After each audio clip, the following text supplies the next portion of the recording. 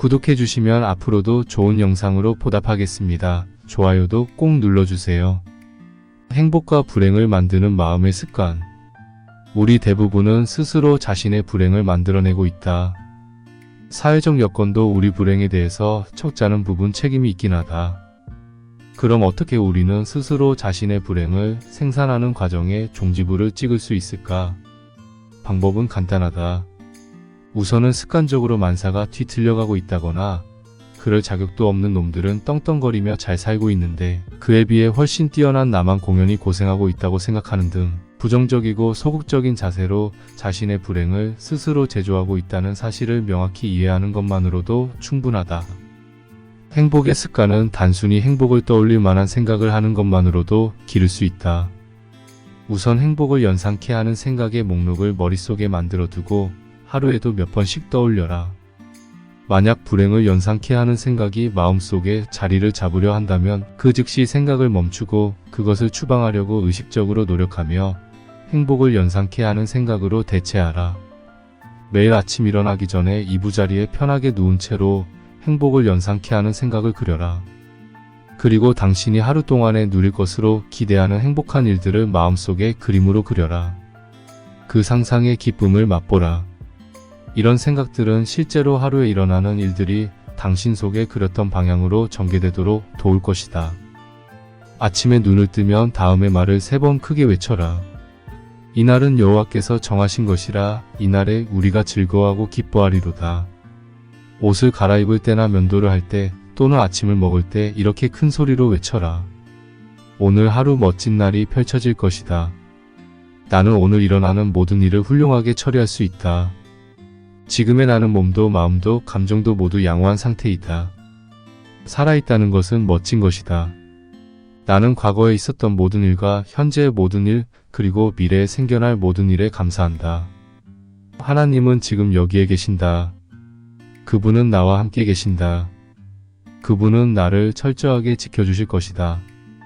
나는 모든 좋은 일에 대해 하나님께 감사한다. 톨스토이는 사랑이 있는 곳에 하나님이 있다라고 말했다.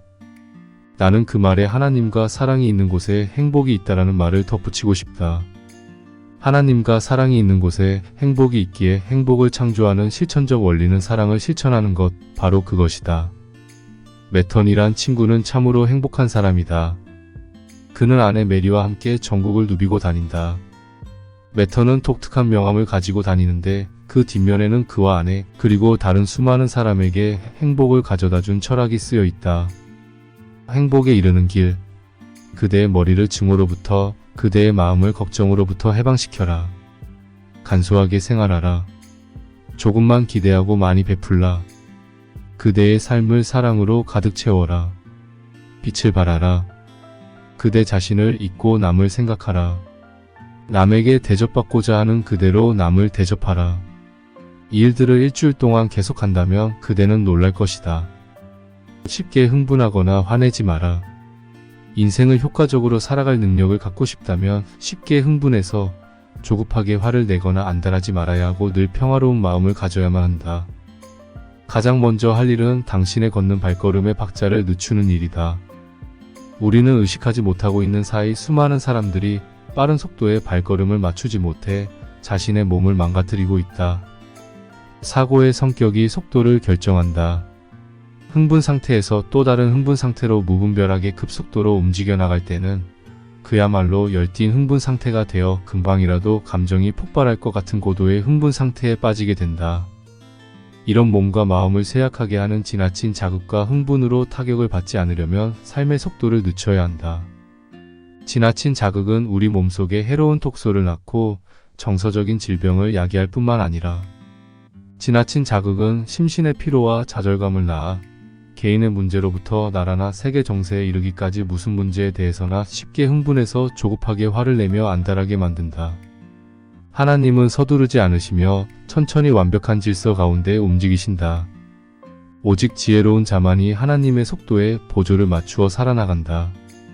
하나님은 세상 일들을 그대로 놓아두시지만 언제나 그것들은 정확히 되어갈 바대로 되어가며 그런 가운데 하나님은 전혀 서두르심이 없으시다. 하나님의 속도에 보조를 맞춘다면 그와 똑같은 평화가 우리에게 주어진다. 평안을 너희에게 끼치노니 곧 나의 평안을 너희에게 주노라. 쉽게 흥분해서 조급하게 화를 내거나 안달하지 마라. 평안한 마음을 가지도록 애써라. 마음속의 모든 지각에 뛰어난 하나님의 평강 빌립보서 4장 7절을 지켜라. 그런 다음 마음에 솟아오르는 고요한 정적의 감각에 유의하라. 그러니 어떻게 해서든 일에 정상적이며 자연스러운 속도, 하나님이 인도하시는 속도를 찾아라. 마음의 고요한 정적을 지켜나가라. 신경을 흥분시키는 것들을 축출해버리는 기술을 배워 익혀라. 그렇게 하기 위해서 일을 해나가는 틈틈이 멈춰서서 이렇게 긍정적으로 선언하라. 나는 지금 내 신경의 흥분을 잠재우고 있다. 나를 흥분시킨 요소들이 내게서 떠나가고 있다. 나는 지극히 평안하다. 우선 단정하게 행동하는 것과 같은 지극히 초보적인 것부터 실천해보라. 마루 위를 일 없이 서성거려서는 안 된다. 화가 날 때 주먹을 움켜쥐어 서도 안 된다. 무엇을 두드리거나 큰 소리를 지르거나 논쟁을 해서도 안 된다. 온몸이 덜덜 떨리도록 흥분해서도 안 된다. 사람이 흥분하면 몸의 움직임이 눈에 띄게 빨라진다. 그러니 가장 간단한 것부터 시작하라. 즉 몸을 움직이지 않는 일부터 시작하라. 조용히 서 있거나 앉거나 눕거나 하라.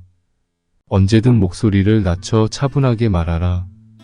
마음의 평온을 유지하기 위해서는 고요하고 안온히 생각하는 습관을 길러야 한다. 몸은 마음을 통해서 이루어지는 사고의 유형에 민감하게 반응하기 때문이다. 다시 말해서 몸의 자세가 우리가 원하는 마음의 태도를 유도해낼 수 있다. 최선의 것을 기대하고 그것을 붙잡아라. 할 수 있거든이 무슨 말이냐. 믿는 자에게는 능히 하지 못할 일이 없느니라. 마가복음 9장 23절.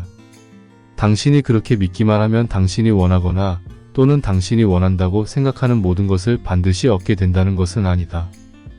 당신이 하나님을 신뢰할 때 하나님은 당신에게 해가 되는 것이나 하나님의 뜻에 부합되지 않는 것을 원하지 않도록 당신의 마음을 인도해 주시는 것이다. 이 법칙이 가르쳐주는 확실한 의미는 당신이 믿기를 배워 익히면 불가능해 보이던 일도 가능성의 영역 안으로 들어온다는 것이다. 위대한 모든 일들이 마침내 가능해진다. 원하는 것을 위해 당신을 온전히 던져라. 최선의 것을 기대한다는 것은 당신의 전심 즉 당신 인격의 본질적 핵심을 성취하려는 그것에 던짐을 뜻한다. 인생의 성공으로 나아가게 하는 중요한 열쇠, 당신이 간절히 바라는 것을 획득하는 열쇠는 당신이 당신의 모든 것을 당신의 사업이나 계획에 조금도 남김없이 온전히 던져버리는 것이다. 갖고 있는 모든 것을 얻고자 하는 것에 다 쏟아부어라. 그 어떤 것도 남겨두거나 아끼지 마라. 그러나 불행하게도 사람들은 대부분 그렇게 하지 않는다. 아니, 사실 그렇게 하는 사람은 거의 없다. 이것이 대부분의 사람들이 실패하거나 목표한 바의 반까지 밖에 도달하지 못하는 진정한 이유이다. 유명한 야구 해설가인 레드 바버는 운동선수 중에서 시합에 임해 완전히 자기 자신을 쏟아붓는 사람은 거의 만나보지 못했다고 말한 바 있다. 당신은 절대로 마땅히 내놓을 것을 내놓지 않고 끝까지 버티는 사람이 되지 마라. 인생에서 이루고자 하는 것이 있다면 모든 것을 남김없이 다 내놓아라. 그렇게 하면 인생도 당신에게 아끼는 것 없이 모든 것을 다 내놓을 것이다. 당신의 목표를 분명히 하라. 이름 있는 신문사에 편집장으로 일하고 있는 아주 고무적인 성격을 가진 어떤 사람에게 당신은 어떻게 이런 유력지의 편집장이 될 수 있었습니까? 질문을 던진 적이 있다. 그렇게 되려고 했기 때문입니다. 좀 더 나은 어느 곳으론가 가고 싶다면 먼저 자신이 가 있고 싶은 곳이 어딘지, 달성하기 원하는 것이 무엇인지를 확실히 정해야 한다고 생각합니다. 물론 그 목표는 분명 올바른 것이어야 하겠지요. 그런 다음 이 목표를 당신의 마음에 확실하게 새겨두고 늘 그 목표를 마음속에 품고 있어야 합니다. 또한 열심히 일하고 믿으세요. 그러면 그 생각은 강력해질 것이고 생각의 힘이 당신의 성공을 보장해 줄 것입니다. 이렇게 말한 그 편집장은 지갑에서 다 닳고 다른 낡은 카드 한 장을 꺼내 들었다. 그 글귀는 다음과 같다. 적극적이고 낙천적인 사람이 반드시 성공한다는 확신을 가지고 일을 해나가면 자신이 처한 상황을 자신에게 유리하도록 끌어들인다. 그는 우주의 창조적인 능력을 자신에게로 끌어들인다. 당신은 매일 해결해야 할 삶의 문제에 직면하게 된다. 그럴 때마다 다음과 같이 자신 있게 선언할 것을 권하고 싶다. 하나님이 간절히 원하는 것을 달성할 능력을 주신다고 믿습니다. 나는 최선의 것을 기대하며 하나님의 도우심으로 최선의 것을 달성한다. 이렇게 하는 동안 당신의 생각은 최선을 향해 돌아서며 그것을 실현할 수 있는 상황을 창조해내게 된다. 이것을 실행함으로써 당신의 모든 힘은 최선의 것을 달성하는 데 집중된다. 그것이 당신에게 최선의 것을 가져다 줄 것이다. 나는 패배를 믿지 않는다. 믿음은 지구력을 공급하고 인간의 활동이 어려워질 때 그 활동을 지속할 수 있는 동력을 준다. 누구나 활동의 여건이 좋을 때는 그 활동을 손쉽게 지속할 수 있지만 모든 것이 불리하게 돌아갈 때 그 싸움을 계속해 나가기 위해서는 어떤 특별한 요소가 필요하다. 이런 관점에서 볼 때 절망적인 상황에서도 결코 좌절하지 않는다는 태도는 승리를 가져다 주는 커다란 비결이다. 그러나 당신은 이렇게 반박할 수도 있다. 내 처지를 모르고 하는 말이야. 내 상황은 보통 사람들이 겪는 것과는 달라. 나는 지금 사람이 당할 수 있는 최악의 처지에 놓여 있다고. 이런 경우는 오히려 다행이다. 당신이 가장 나쁜 처지에 있다면 더 이상은 나빠질 수 없기 때문이다. 그러나 당신에게 지금까지 그 어느 누구도 겪어보지 못한 공경에 빠져 있다는 식의 태도는 절대로 갖지 말라고 경고해두고 싶다. 그런 공경이란 절대로 있을 수 없다. 솔직히 말해서 지독한 공경과 관련된 감동적인 이야기는 얼마 되지 않으며 모두 과거지사일 뿐이다. 당신이 절대로 잊어서는 안 되는 사실이 있다. 지금 당신이 처해 있거나 또는 전혀 희망이 없을 것만 같은 당신이 상상할 수 있는 최악의 온갖 심각한 공경을 너끈히 극복한 사람들이 적지 않다는 사실이다. 다시 말해 난관은 우리에게뿐만 아니라 남에게도 있었고 그 난관을 뚫거나 넘어서거나 혹은 극복한 사람들이 적지 않다는 것이다. 내게 능력 주시는 자 안에서 내가 모든 것을 할 수 있느니라. 빌립보서 4장 13절 이 구절을 매일 5번씩 되풀이해서 말하라. 그러면 그 구절은 우리의 마음속에 어떤 난관에도 굴하지 않는 불굴의 힘을 불어넣어 줄 것이다. 난관은 오직 심리적인 것일 뿐이다. 그렇다. 난관은 심리적인 것이 아니라 현실적인 것이다. 그러나 난관에 대한 당신의 태도는 분명 심리적인 것이다. 그러니 난관이라는 것이 우리가 언뜻 생각하는 것만큼 그렇게 대단한 것은 아니라는 확고한 신념을 가져라. 만일 오랫동안 어떤 어려움으로 좌절되어 지내고 있다면 당신이 몇 주일, 몇 달 또는 몇 년 동안 그 일에 대해서 나는 아무런 일도 할 수 없다라고 자신에게 늘 말해왔기 때문일 것이다. 스스로 자신의 무능력을 그토록 강조해왔다면 당신의 마음도 점차 결론을 받아들이고 말 것이다. 우리의 마음이 어떤 사실을 확신하게 되면 우리 자신도 그것을 확신하게 된다. 당신은 당신이 당신 자신에 대해 생각하는 그대로의 당신이기 때문이다.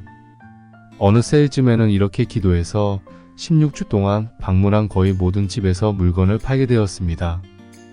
이 기도문을 다른 세일즈맨에게도 가르쳐 주었는데 어느 경우에나 놀라운 성과를 가져왔습니다.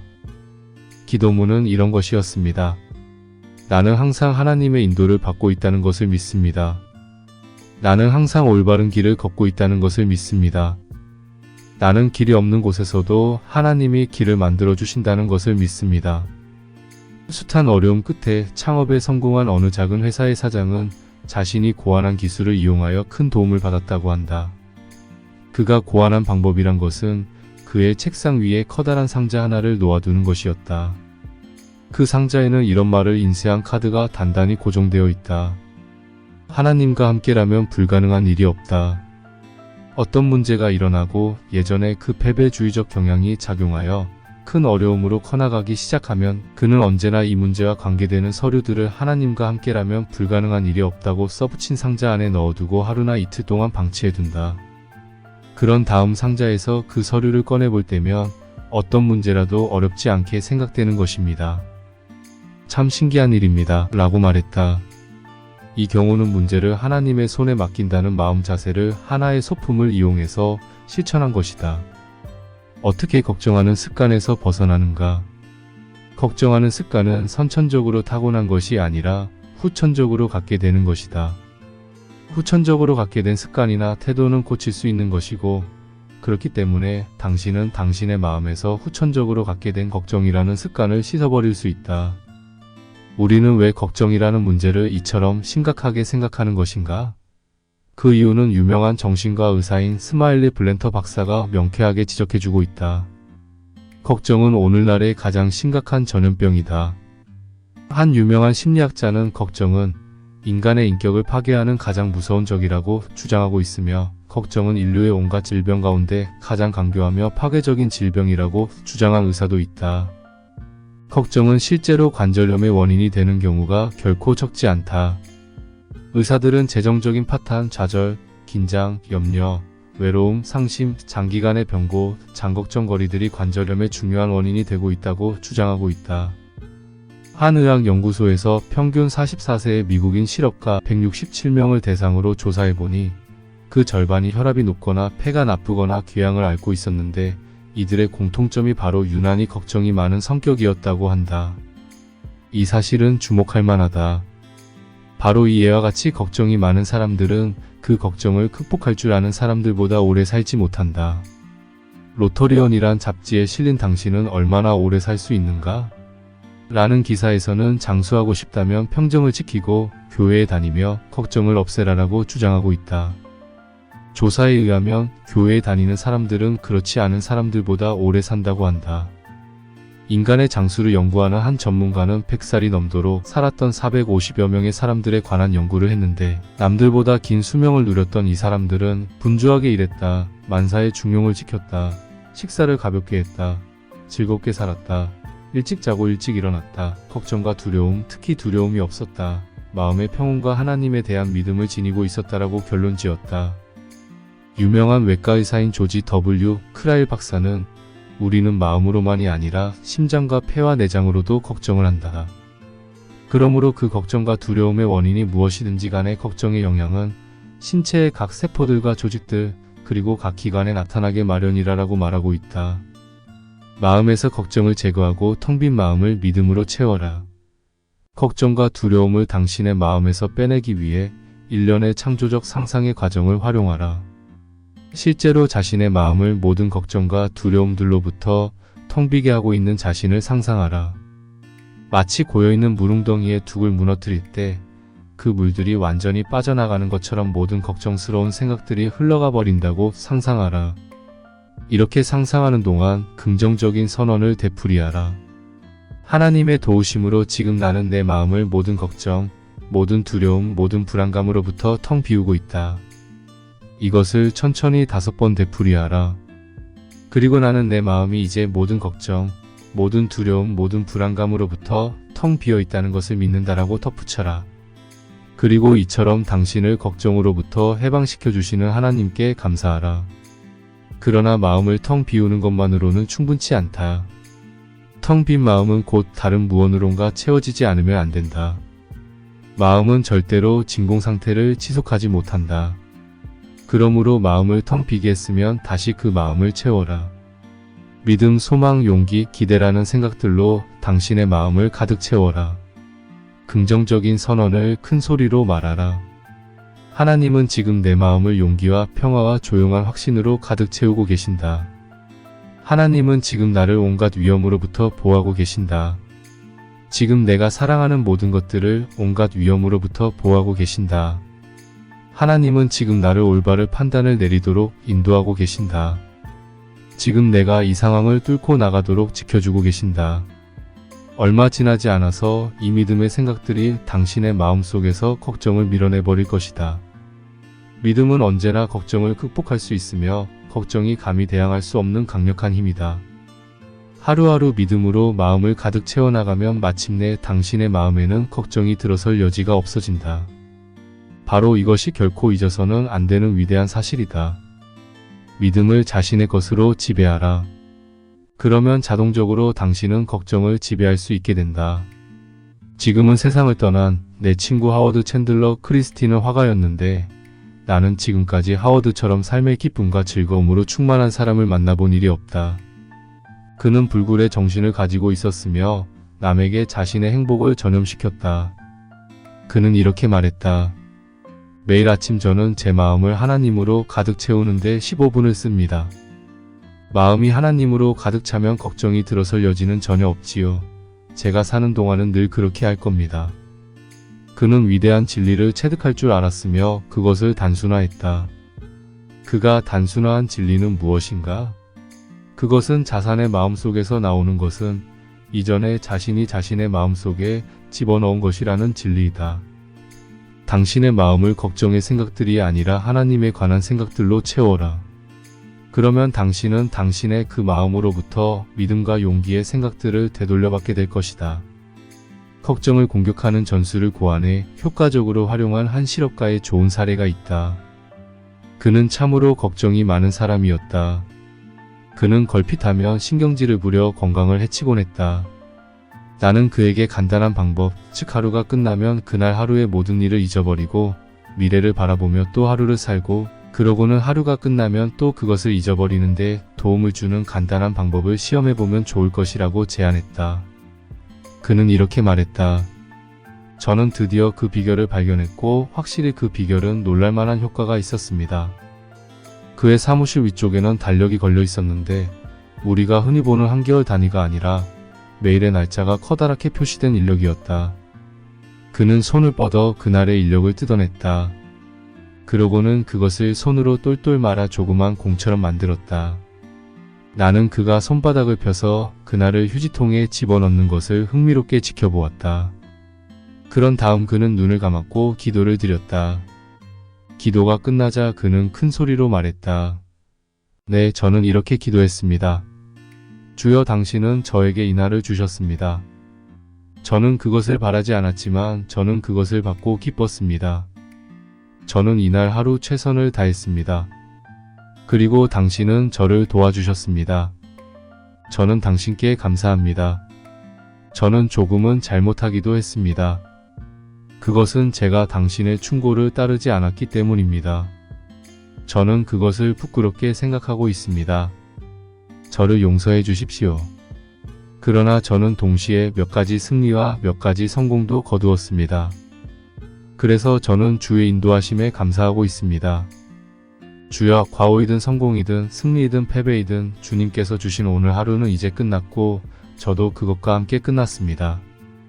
지금 저는 그것을 당신에게 돌려드리려고 합니다. 아멘.